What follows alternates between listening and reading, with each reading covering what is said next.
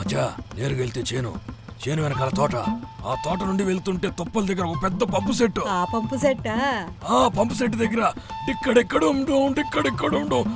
ఎంత హాయి ఈ రైడు, ఎంత మధురం ఈ గాలి, ముందుకెళ్ళుతుండగా మంచి వాసన. మా ఆయన ఎప్పుడు కూడా ఇలా మోటార్ సైకిల్ మీద తీసుకెళ్ళనే లేదు. ఇలా మీతో మోటార్ సైకిల్ మీద వస్తుంటే ఎంత ఆనందంగా ఉందో. మీ రుణం ఈ జన్మకు తీర్చుకోలేను. చూసావు మామా, పాప మొదట్లో ఒప్పుకోలేదు, ఇప్పుడు బాగా ఎమోషనల్ అయిపోతుంది.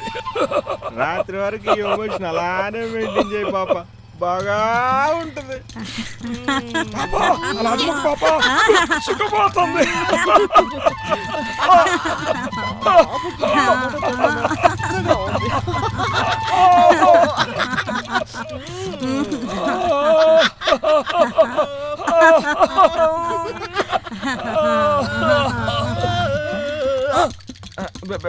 మామా, నీ భార్య కళావతిరా? కళావతి కంటికి కనిపించావంటే బాబు.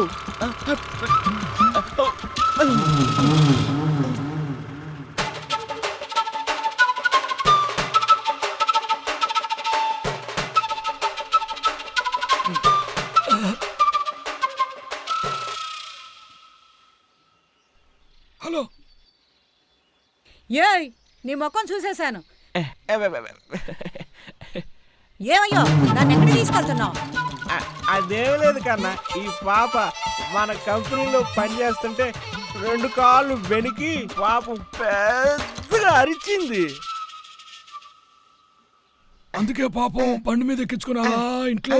ఓయ్, దాని ఇల్లు ఊర్లో ఉంటే ఊరు దాటి దాన్ని ఎక్కడ తీసుకెళ్తున్నారు? అలా చుట్టూ తిరిగి ఇలా తీసుకెళ్దామని. రమ్మలాంటి పెళ్ళం ఇంట్లో ఉంటే గుట్టు చాటుగా ఇంకొకటి కావాలా?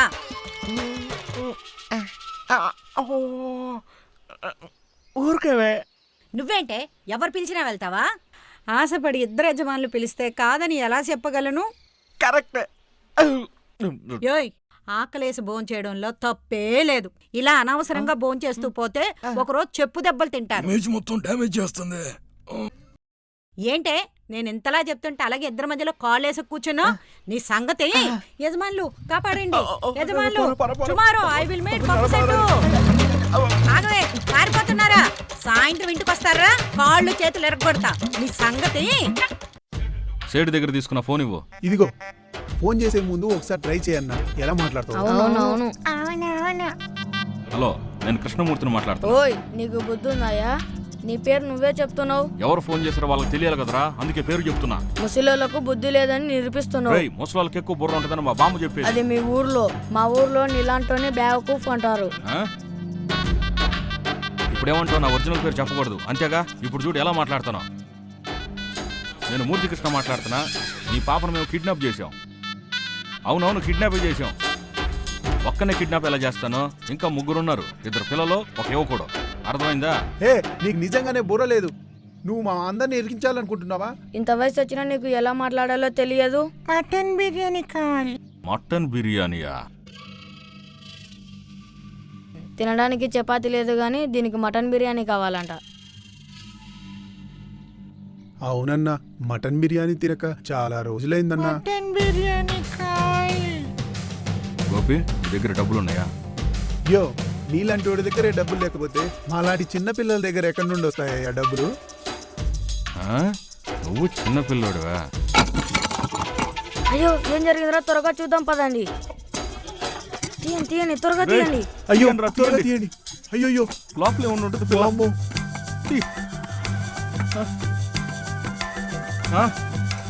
ఆ పిల్ల ఇక్కడే ఉండాలిరా. ఇక్కడే కూర్చుంది. త్వరగా వెతకండి. ఇక్కడే ఉంది. తీయండి రా. ఏదో చేద్దాం అనుకుంటే ఎలా జరిగిందేంటి? త్వరగా తీయండి.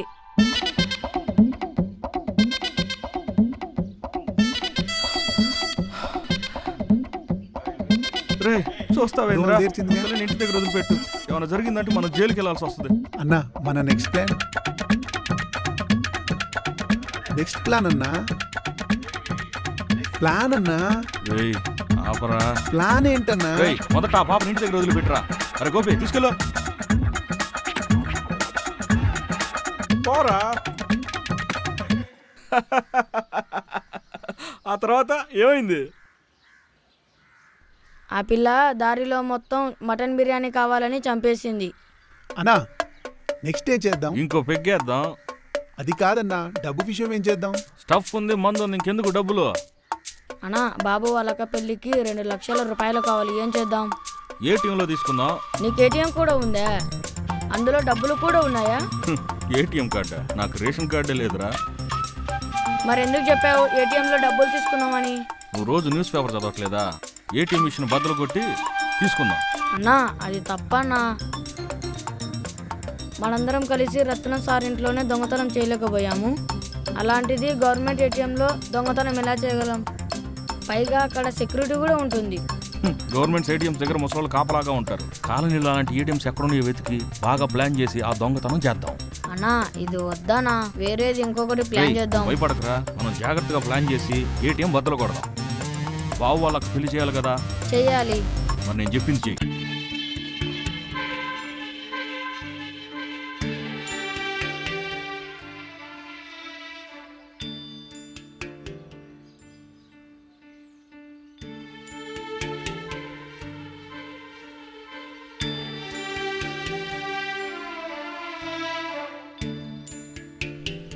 అందరికన్నా ముందు ఈ గుండోడు బండోడు వచ్చినట్టున్నారే.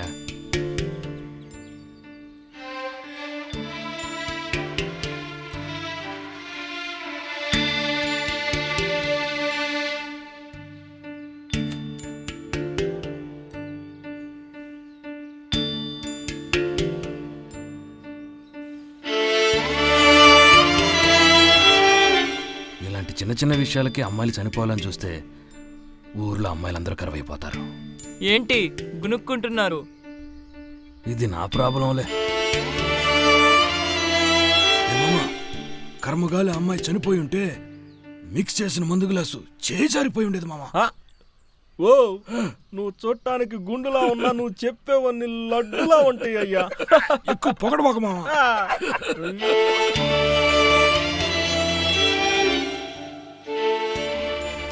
ఏ పోరి, మళ్ళా సావాలని చూడకు. ఎవ్వరొచ్చి కాపాడలేరు. మనలాంటి అమ్మాయిలంతా అబ్బాయిలను చంపాలా. అమ్మాయిలందరూ దీనిలా ధైర్యంగా ఉంటే మళ్ళాంటి వాళ్ళ పరిస్థితి ఏంటో.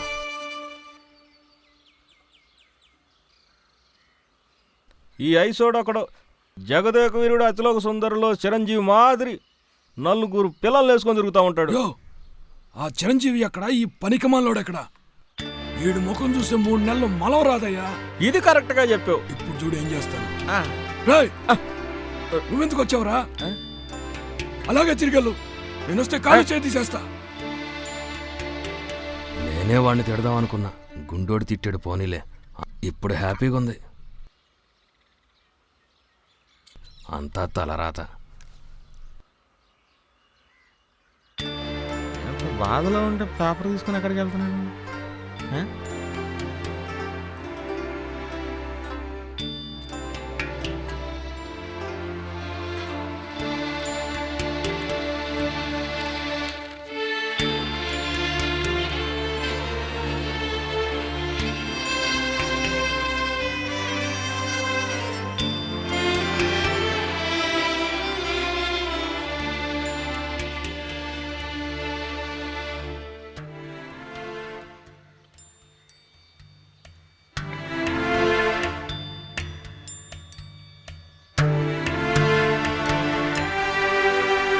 ఎవరో ఆయన చంపినందుకు మనం పోలీసులకు దొరికిపోతామంటావా?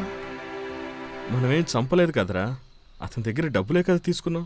అది బాబు వాళ్ళ మామని తెలియక. ఆయన దగ్గర 2 లక్షలు ఉన్నాయని తెలిసి మనలాగా ఎవరైనా ఫాలో చేసి ఉంటారేమో.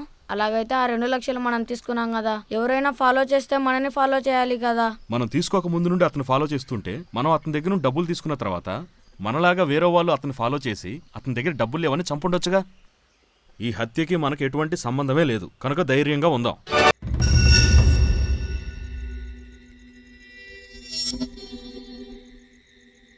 ఏంటయ్యా పచ్చి మంచినీళ్ళలా ఉన్నాయి? మందు తయారు చేయడానికి టైం లేదు సార్. ఏం చెప్తున్నావయ్యా?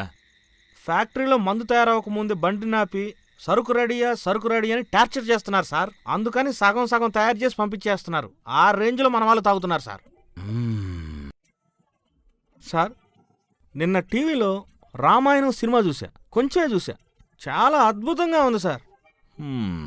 రామాయణం చూసి అంత రిలాక్స్గా ఉన్నావు. సార్, నేను స్టేషన్లోనే కానిస్టేబుల్ని. ఇంట్లో అడుగు పెడితే మా ఆవిడికి మొగుణ్ణి. ఈ యూనిఫామ్ పక్కన పెట్టేస్తాను. నువ్వేదైనా చేసుకోరా, ఆ రామాయణం కథ చెప్పు. రామాయణం కథ మీకు తెలుసు కదా సార్? తెలుసు, అది చిన్న వయసులో చూసా. నువ్వు లేటెస్ట్గా చూసా అన్నావు కదా, ఏం మారిందో చెప్పు. అడుగుతున్నారు కాబట్టి చెబుతున్నా. రామాయణంలో దశరథుడికి 60,000 మంది పిల్లలు. ఒక పిల్లానికే దోలదేరుతుంది ఇక్కడ. ఇందులో మహారాజుకి 60,000 మంది పిల్లాలా? ఆ 60,000 మంది పిల్లల్లో ముఖ్యమైన పిల్లం ఎవరంటే? 60,000 పిల్లల కథ చెప్పడమే పెద్ద తప్పు. అందులోనూ ముఖ్యమైన పిల్లం గురించి చెప్పడం క్షమించరాని తప్పు. రామాయణం కథని చాలా సింపుల్గా చెప్పు. రాముడి భార్య సీతని రావణుడు ఎత్తుకెళ్ళాడు సార్. తన భార్య కోసం వానరసేన సహాయంతో వారధి కట్టి రావణుణ్ణి చంపి తన భార్యని ఇంటికి తీసుకొచ్చాడు సార్. అయితే ఇద్దరి మధ్య గొడవ కారణం అమ్మాయేనా? కాక రాముడికి రావణుడికి ఆస్తి గొడవ లేక ఈగో గొడవ. అమ్మాయి గురించే చావు వరకు తెచ్చుకున్నారు. అయితే అమ్మాయి కోసం కొట్టుకున్నారంటావా? త్రివిక్రములా సూటిగా చెప్పాలంటే ఆ కాలం నుండి ఈ కాలం వరకు కొట్టుకుంటుంది భూమి కోసమో లేదా అమ్మాయి కోసమో. ఇక్కడ నేను ఇన్స్పెక్టరా, నువ్వు ఇన్స్పెక్టరా? మీరే సార్. అయితే మూసుకొని తాగు. సార్, ఆ జగదీష్ మర్డర్ కేసు అయిపోయింది కదా సార్? ఎలా చెప్పగలిగావు? నిన్ననే ఆ లవర్ బాయ్ అన్ని ఐస్ బాక్స్ మూతలు చెక్ చేసి ఆ మూత సెట్ అవ్వలేదని చెప్పాడు కదా సార్. ఇంకేంటి చెప్పాడు, కానీ అన్ని ఐస్ బాక్సుల్లో 4 ఐస్ బాక్స్ మూతలు సెట్ కాలేదని చెప్పాడు. మరి ఈ కేసు ఇప్పుడు సాల్వ్ అవుదంటారా? అది నువ్వు ఇన్స్పెక్టర్ అయితే. అంటే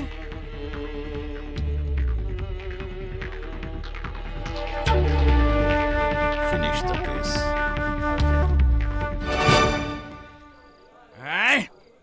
తాగుతా నీ అబ్బ తాగుతా, తాగేసి వాగేసి నోలుతా.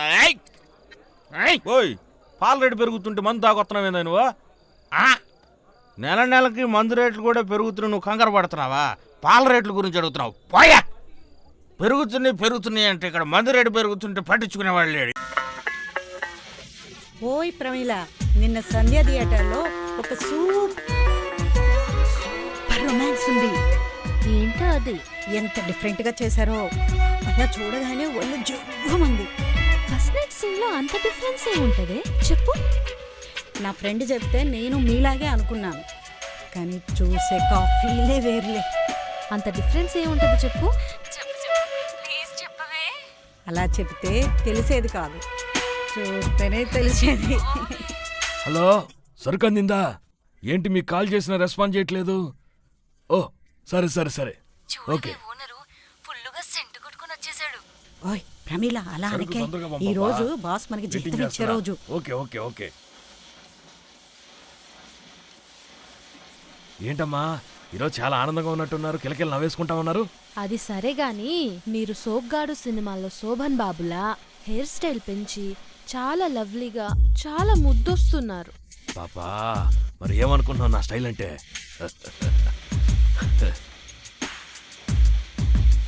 ఈ పూరి నువ్వు చేసావా? బోరు కొట్టింది, తిని తిని ప్రతిరోజు పూరి. చిల్లిపి, పొద్దున్నే కుంభాలు బాగా తినొచ్చినట్టున్నా, బయటకు వచ్చేటట్టుంది. ఏమ్మా నువ్వన్నా చెప్పొచ్చు కదా. వైఫ్. హలో, నేనే మాట్లాడుతున్నా. చెప్పు. టిఫిన్కి పూరీ చేసినాను. పూరియా? పూరీనంటే వద్దమ్మా, నేను ఆఫీస్లో ఏదో ఒకటి తింటా. సరేనమ్మా.